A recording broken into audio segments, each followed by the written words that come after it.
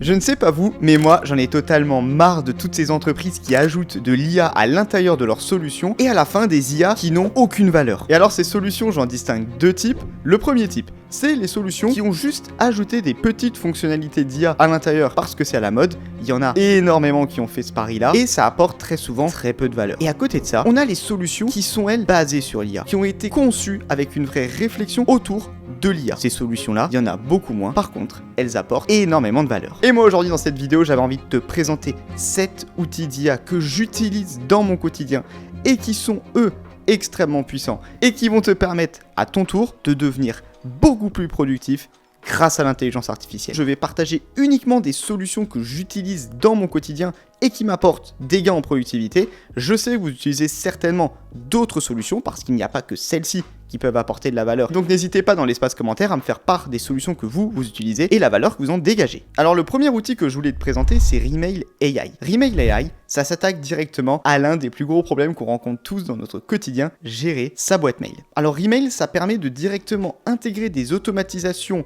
d'IA à l'intérieur de sa boîte mail pour se concentrer uniquement sur les mails les plus importants et ainsi dégager du temps dans la gestion de sa boîte mail. Ça peut par exemple permettre de trier des emails, prioriser des emails en fonction du contenu qu'il y a à l'intérieur. Ça permet aussi de créer des réponses automatisées et personnalisées. Donc on n'a pas une réponse bateau de la part d'une IA, on a vraiment quelque chose de personnalisé qui prend le contexte de tout l'échange de mails qu'on a pu avoir. Et ça permet aussi d'être plus productif dans le sens où ça peut prendre un email, le convertir dans une tâche à l'intérieur d'une to-do list qu'on peut avoir dans une autre solution et derrière s'assurer qu'on soit extrêmement efficace et qu'on passe pas du temps à juste scroller sur notre boîte mail, trier les emails, se dire cet email j'y répondrai dans 2 heures, celui-là je le supprime, je le déplace dans un dossier, etc. Non, Remail, il gère toute votre boîte mail pour vous. Alors juste ici dans Remail, déjà quand je commence avec Remail, j'ai deux options. La première, c'est de télécharger l'extension pour Chrome si j'utilise par exemple Gmail sur mon navigateur. Je peux aussi directement télécharger Remail dans une application de bureau comme Outlook. Enfin, je peux aussi utiliser Remail directement dans mon navigateur comme ici où j'ai mon espace Remail à moi. Alors déjà, ce qui est extrêmement intéressant dans Remail, si je vais à gauche ici dans la partie connexion, je vais pouvoir alimenter tout simplement Remail avec par exemple des sites web, des documents, des foires aux questions et en fait comme ça, lorsqu'il va répondre à des emails, si je mets une documentation produit, que je reçois une question relative à la documentation de mon produit, derrière il va être capable d'aller puiser des informations à l'intérieur ici de mes connexions et donc des données que j'aurais ajoutées dans Remail pour pouvoir avoir une réponse totalement personnalisée. Ensuite, je retrouve aussi des templates pour proposer des rendez-vous clients, pour trouver par exemple des créneaux, pour pouvoir aussi annoncer que je vais être en congé, etc. Il y a plein de templates d'emails déjà disponibles et ça facilite grandement la tâche. Ensuite, on retrouve toute la partie email juste ici où je vais pouvoir tout simplement composer des emails. Par exemple, juste ici, je vais pouvoir lui dire rédige un email pour informer mon responsable que je serai en congé entre 2 dates. Tu l'informeras que les sujets en attente ont été traités et que tu as donné le bon contact au client si besoin. Et comme ça, j'ai juste à composer. J'aurais aussi pu utiliser un template et là, on voit juste en dessous que voilà, en l'espace de quelques secondes, il m'a rédigé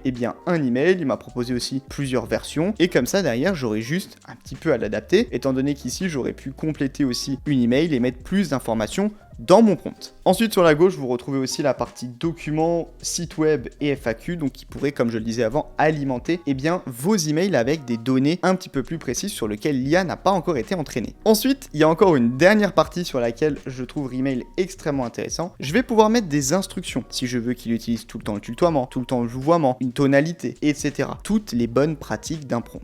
Tout ça je peux le mettre ici dans la partie setup, ce qui va m'assurer qu'à chaque fois que je compose ou que je réponds un email, j'ai des choses personnalisées. La partie, tout ce qui touche aux connaissances additionnelles, on l'a vu. Je peux aussi ajouter encore ici des templates et je peux modifier le ton, modifier le langage, etc. Et ça, c'est juste extrêmement intéressant. Vous pouvez aussi ajouter ici un lien Calendly si vous en avez un par exemple. Et enfin, comme je l'ai expliqué, intégrer Remail, c'est extrêmement simple. Ici à gauche, on peut l'avoir sous la forme d'une extension Chrome, Workspace, Outlook et ça arrive très bientôt dans WhatsApp, Messenger, Notion. Ils sont réellement en train de se connecter à tous les écosystèmes les plus utilisés, ce qui fait que Remail pour la gestion gestion de la boîte mail propulsée par l'IA, ça va très certainement être une véritable révolution. En tout cas, moi je trouve que cet outil est extrêmement puissant pour être plus productif grâce à l'IA. Le prochain outil que je veux présenter, c'est MyMind. MyMind, c'est un outil qui va permettre de tout simplement traiter toutes vos connaissances. Vous avez besoin de prendre une note, vous avez besoin de prendre une tâche, vous avez vu un article intéressant, un lien, etc. Et bien en fait, avec MyMind, vous allez juste pouvoir à chaque fois enregistrer un petit peu comme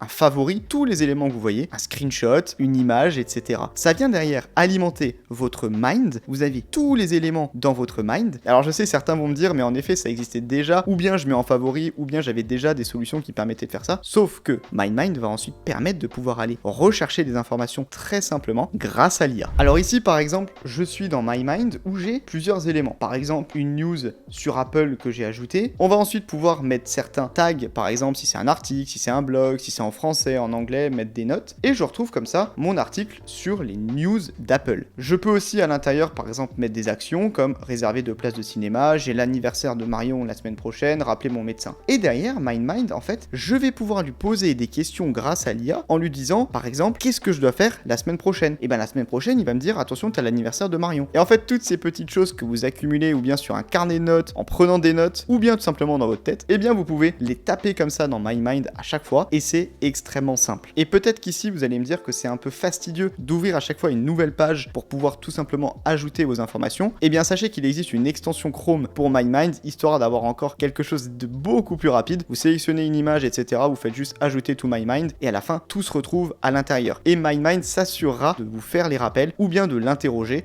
pour pouvoir retrouver des informations très simplement. Vous allez aussi pouvoir créer ce qu'on appelle des spaces. C'est tout simplement la possibilité de pouvoir catégoriser toutes vos notes. Ce sont des choses relatives à la cuisine, à la mode, etc. Et bien tout simplement, MyMind va vous les placer automatiquement. Vous n'avez pas à catégoriser vous-même manuellement. L'IA fait le travail à votre place. Et lorsque vous avez plus de 25 éléments dans MyMind, vous débloquez Serendipity, qui est en fait une fonctionnalité qui va vous permettre tout simplement de supprimer toutes les choses qui n'ont pas eu d'interaction depuis certains mois, qui sont dans le passé, etc. pour toujours clear votre mind. Et à la fin, vous concentrez uniquement sur les choses essentielles, celles qui sont à venir, celles qui sont les plus urgentes, et ça grâce à l'intelligence artificielle. La prochaine solution, c'est Taskade. C'est ce qui va vous permettre de gérer des projets, des tâches, à l'aide de l'IA. Alors Taskade, ça ressemble un petit peu à Notion, et c'est un petit peu tout ce que je reproche à Notion AI. C'est qu'on a ajouté une petite capacité d'IA dans Notion, alors que Taskade, eux, ont créé une solution basée sur l'intelligence artificielle avec beaucoup plus de fonctionnalités à l'intérieur. On peut collaborer à plusieurs sur des pages et on va ensuite pouvoir générer des agents IA ou avoir de l'aide de l'IA pour mieux gérer nos projets, nos tâches. Alors ici dans Taskade, je vais pouvoir commencer par créer un dossier. Je peux le créer manuellement ou je peux le créer avec l'IA. Par exemple, créer un sprint, créer un calendrier de projet, etc. Et tout ça, eh bien, il va me le générer à l'aide de l'IA, sachant que je vais pouvoir mettre un petit peu plus de contexte. Un sprint pour développer une nouvelle fonctionnalité sur mon application NoCode, un calendrier de projet pour participer au salon de l'automobile à Paris en 2025, etc. Ensuite, une fois que j'ai ça, je vais par exemple ici retrouver une to-do list. On voit qu'on retrouve certains codes, par exemple de Notion, mais ce qui va être extrêmement intéressant, c'est qu'à l'intérieur de Taskade, je vais comme ça ajouter des modules complémentaires. Par exemple, je peux ajouter un agent IA qui va être connecté à, par exemple, un petit chat GPT personnalisé que je peux créer aussi dans Taskade. Je vais vous montrer ça juste après. Par exemple ici, pour générer des idées de contenu pour les réseaux sociaux. Et comme ça, je pourrais l'ajouter à l'intérieur de ma page pour qu'il puisse tout simplement me générer un contenu à l'intérieur de celle-ci. Et je peux aussi comme ça utiliser un assistant IA, par exemple, pour me générer des idées de génie, et bien il pourrait tout simplement me générer des choses comme ça à l'intérieur si j'avais besoin de brainstormer. On voit qu'ici il me génère des choses très basiques qui ont rien à voir avec ma page, mais je pourrais aussi l'instruire comme ceci maintenant en lui demandant des choses un petit peu plus précises. Alors ces pages qu'on a consultées, elles sont à l'intérieur de ce que l'on appelle un workspace, et je vais comme ça retrouver ici mes agents IA. Par exemple, j'ai créé un assistant de recherche, il me permet de facilement trouver des sources de documents, de résumer des articles, etc. Des petits GPT personnalisés comme je le disais avant, que je vais pouvoir ensuite ajouter dans mes pages ou que je peux utiliser tout simplement à l'intérieur de Taskade pour gérer mes projets, mes tâches, assigner des choses, vite avoir des contenus par exemple pour un site web, pour développer un nouveau produit, etc. Et ce qui me permet à la fin d'avoir des projets, des tâches qui sont extrêmement bien gérées, documentées dans des pages qui sont totalement gérées par l'IA de Taskade. Le prochain outil, il s'intéresse à quelque chose de très fastidieux qu'on rencontre tous, gérer son calendrier. Et pour ça, rien de mieux que Reclaim. Reclaim, c'est la solution parfaite pour gérer son calendrier grâce à l'IA. En effet, Reclaim, ça va tout simplement vous permettre de pouvoir organiser votre calendrier et l'optimiser, que cela soit pour générer des temps dédiés à certaines tâches, de pouvoir positionner certaines réunions récurrentes que vous pouvez avoir, ou bien tout simplement pour vous dégager du temps libre. Cela permet aussi de pouvoir trouver très facilement des créneaux dans votre agenda, et c'est bien évidemment aussi totalement intégré avec Outlook, Gmail ou encore Calendar. Alors ici dans Reclaim, on voit que j'ai connecté un calendrier où je vais avoir déjà sur la gauche ici une partie qu'on va appeler priorité, sur laquelle Reclaim, en analysant mon calendrier grâce à l'IA, m'a reconnu certaines habitudes, c'est-à-dire de prendre par exemple une pause de 30 minutes le midi, et bien il me propose de pouvoir la positionner dans mon agenda chaque jour à midi et d'avoir cette petite récurrence parce qu'il a compris bien simplement comment je fonctionnais. Et il pourrait faire ça avec d'autres tâches bien évidemment. Alors pour ça, il a mis en plus ce créneau comme étant critique dans le sens où c'est important de prendre des pauses. Il a aussi mis des priorités moyennes juste ici. Par exemple ici avec un catch-up tous les matins ou tous les après-midi, il les positionne en priorité, donc il me permet d'avoir une petite vue Kanban et bien tout simplement de toutes mes priorités pour pouvoir mieux organiser mon emploi du temps. Il me propose aussi énormément de stats pour pouvoir mieux optimiser mon agenda, le temps passé dans des réunions périodiques qui ont lieu par exemple toutes les semaines, ou bien les temps passés à être totalement focalisé sur mon travail. Je peux ainsi mieux optimiser mon calendrier grâce à ça. Moi, une chose que j'adore avec Reclaim, c'est que dans Reclaim, comme ça, je peux créer une nouvelle tâche, et en fait, ce qui est très bien, c'est qu'il va directement trouver des petits créneaux dans mon agenda tout seul, sur lequel je peux travailler sur cette tâche. Vous avez certainement déjà rencontré la problématique, vous devez avancer sur une tâche, mais vous enchaînez les réunions, vous n'avez pas forcément le temps de travailler dessus, et bien vous dites à Reclaim, là je vais avoir besoin de temps de me focaliser, il vous crée un temps directement dans l'agenda,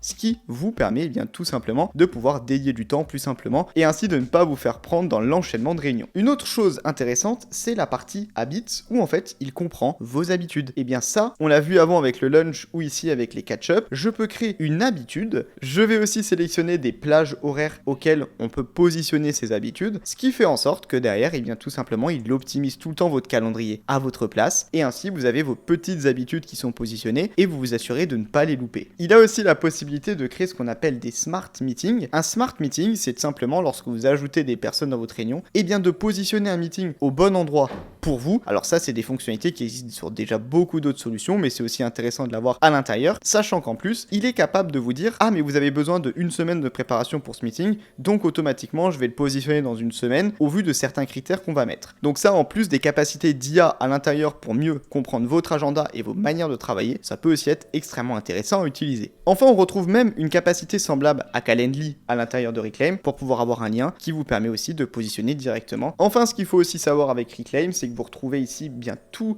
les outils sur lesquels Reclaim s'intègre. Google pour pouvoir positionner directement dans Google Calendar, Outlook Calendar, Zoom et Slack. Et en plus, vous pouvez même le connecter à Google Tasks, ce qui fait que lorsque vous avez des tâches, par exemple dans Reclaim, vous pouvez directement les lier avec Google Tasks, ce qui est intéressant. C'est aussi en train d'être totalement intégré avec Todoist, Jira, Asana ou ClickUp pour directement mettre vos tâches dans ces outils. Donc c'est extrêmement intéressant à quel point c'est connecté avec plein d'autres applications. Mais surtout, moi ce que j'adore avec Reclaim, c'est toute la capacité d'IA à l'intérieur. Il est capable de comprendre votre agenda. L'IA derrière, elle optimise vos temps et à la fin, vous travaillez beaucoup plus efficacement. Le prochain outil que j'utilise énormément, c'est Zapier AI. Zapier AI, vous pouvez créer toute une automatisation en no-code, la connecter à tous vos outils et surtout très vite voir les gains étant donné que vous allez être capable d'automatiser les tâches souvent les plus répétitives que vous rencontrez dans vos quotidiens. Alors juste ici, on est dans Zapier AI pour vous montrer à quel point c'est extrêmement simple. Vous avez ici une barre de recherche. Que souhaitez-vous automatiser? Par exemple, ajouter une pièce jointe dans un Google Drive. À chaque fois qu'il y a le mot facture dans l'objet d'un email, donc on imagine, on reçoit des emails, il y a une pièce jointe à l'intérieur, dans l'objet il y a écrit facture, on a envie de les mettre dans un document d'archives des factures, on crée pour ça une automatisation, ce qui nous évite à chaque fois d'ouvrir plusieurs pages, de faire des copier-coller, etc. On demande à Zapier et là regardez, en l'espace de quelques secondes, try it, et à partir de là, eh bien j'ai une automatisation, j'aurais plus qu'à la connecter ici, eh bien tout simplement avec mon adresse email, comme vous voyez là je dois juste la reconnecter, mais ensuite je peux connecter mon Google Drive, sélectionner un fichier dans mon Google Drive qui s'appelle par exemple facture, et à chaque fois que j'aurai un nouvel email, il va faire cette tâche pour moi. Donc vous pouvez comme ça avec Zapier AI totalement automatiser beaucoup de tâches depuis du langage naturel, vous expliquer tout le processus et à la fin il vous crée une automatisation. Le prochain outil, il va tout simplement vous permettre de pouvoir remplacer très simplement grâce à l'IA des solutions parfois peu intuitives, difficiles à utiliser. Par exemple, vos gros fichiers Excel, vous pourriez très simplement les remplacer par une application mobile, vous ne savez pas comment développer, et bien ça tombe bien pour ça, il y a Flutterflow AI qui vous permet de créer une application pour vous depuis du langage naturel. Ça permet de très simplement développer une application mobile, tablette, qui est utilisable aussi sur PC, elle peut même être publiée sur l'iOS Store ou l'App Store, ou vous pouvez tout simplement juste l'utiliser pour vous. Vous allez même être capable d'aller vous connecter à des bases de données si vous devez alimenter par de la donnée cette application. On peut donc aller assez loin avec Flutterflow AI. On peut par exemple ici lui dire de nous générer un dashboard, donc un tableau de bord de suivi de mes ventes, et derrière ça va tout simplement démarrer la génération d'une application grâce à l'IA. Et là comme ceci, après quelques minutes, il m'a créé directement toute une application comme ceci. On peut voir que c'est extrêmement puissant. J'aurai sur la gauche la possibilité d'ajouter d'autres pages, mais nous on est focalisé sur la vue dashboard. On aurait ici toute la vue analytique, la vue e-commerce, etc. Voilà, comme ceci. Il m'a tout simplement généré toute une application depuis du langage naturel en seulement une phrase, donc ici qui me permettrait de générer toutes mes ventes. Après, plus vous allez personnaliser le prompt, plus vous allez avoir des bons résultats à l'intérieur. Et enfin, le dernier outil que je voulais vous présenter, c'est Writesonic. C'est un outil qui vous permet de tout simplement faciliter toute la rédaction grâce à l'IA. Vous devez rédiger un article de blog, un post pour les réseaux sociaux, un article de recherche. Et bien pour ça, Writesonic, il a totalement été entraîné pour répondre à cela. Toutes les rédactions, tout le copywriting est possible grâce à Writesonic. En plus de ça, il permet de créer des contenus totalement optimisés pour toute la partie SEO. Et surtout, vous retrouvez tout ça à l'intérieur d'une seule et même plateforme. Par exemple, juste ici, je suis sur Writesonic et à partir de là, je peux lui dire tout simplement ce que je vais écrire aujourd'hui et qu'est-ce que j'ai besoin de créer. Par exemple, juste ici, il me demande ce que je vais créer aujourd'hui, une publicité, un document général, une vidéo, du e-commerce, par exemple des descriptions de produits, des posts pour les réseaux sociaux, un blog, etc. J'ai juste à sélectionner et il va ensuite m'aider. Si par exemple, je choisis ici blog, j'arrive tout simplement dans toute la partie AI où je vais pouvoir créer tout ce qui est relatif à un blog. Blog post, le title, l'introduction, l'outline, etc. Tout ça, il va m'aider à le taper depuis des prompts. Ici, j'ai juste à taper espace, ça m'ouvre l'assistant IA qui va m'aider à taper les différentes parties de mon article de blog. Je peux ensuite modifier en gras, etc. Mettre tout ce qu'il va bien pour le rendre simple à lire. Ensuite, si je clique sur Write sur la gauche, à partir d'ici, je peux tout simplement retaper un prompt et il va me le générer pour moi. Je vais mettre ici par exemple Generate a blog post around no code in the US, par exemple. J'aurais aussi pu le taper en français. Là, je vais pouvoir modifier déjà la langue de génération. Donc, peu importe la langue que vous utilisez pour générer votre prompt, il va être capable de le taper. Ensuite, ici, il va me demander certains aspects. Par exemple, je veux plutôt des marketing trends, je veux des plateformes. Donc, il est capable d'aller un petit peu plus loin dans la rédaction. Quelle est l'audience? Et j'ai juste à sélectionner comme ça, next, next, next. Les challenges, on va mettre les intégrations. Une fois que j'ai fini, j'ai juste à sélectionner générer et sur la droite, il va tout simplement commencer à aller me générer comme ça mon article de blog. Donc c'est extrêmement intéressant d'utiliser Writesonic pour ça. On voit que tous les articles sont beaucoup mieux optimisés que ce qu'on fait par exemple dans ChatGPT. Et vous allez aussi pouvoir ici à gauche retrouver toute une partie, si on sélectionne ici, pour écrire des articles avec beaucoup plus de choses, comme on peut le voir ici, qui vont venir personnaliser le prompt. Une des fonctionnalités que j'aime bien aussi, c'est Humanizer. En effet, très souvent quand on génère des choses grâce à une IA générative, on peut se dire ça a été généré par une IA générative. Ici, Humanizer, ça permet d'humaniser tout simplement le texte que vous avez tapé. Vous mettez tout votre article de blog et il va changer la structure de certaines phrases afin de le rendre beaucoup plus humain, comme si une vraie personne l'avait tapé. Et ça, c'est assez bluffant. Vous pouvez aussi l'utiliser pour réécrire certains contenus, les réécrire aussi en les optimisant sur le SEO. D'ailleurs, en parlant d'SEO ici à gauche, il y a des fonctionnalités de recherche de mots-clés en fonction d'un sujet pour un pays et il va identifier tout simplement des mots-clés. Je peux aussi analyser le SEO d'un article. Par exemple, ici, l'article que j'ai créé, c'est un article de blog. Je rajoute des mots-clés.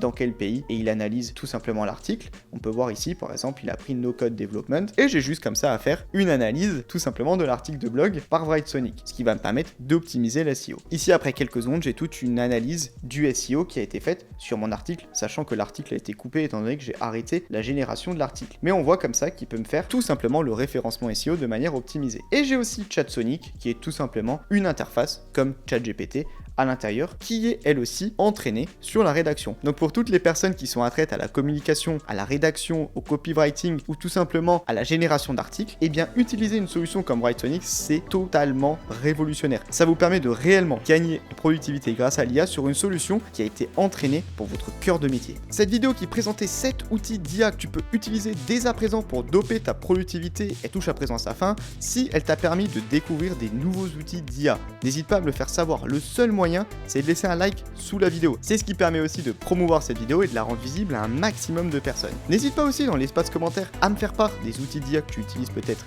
déjà au quotidien et la valeur que tu en tires, ou bien si tu vas utiliser l'un des 7 outils que je t'ai présenté dans la vidéo. Enfin, si tu veux suivre toutes mes prochaines vidéos qui parlent d'IA, de no-code, de productivité, il y en a une chaque semaine, on est une communauté très grandissante sur le sujet, n'hésite pas à t'abonner à la chaîne afin d'être notifié dès l'arrivée d'une nouvelle vidéo.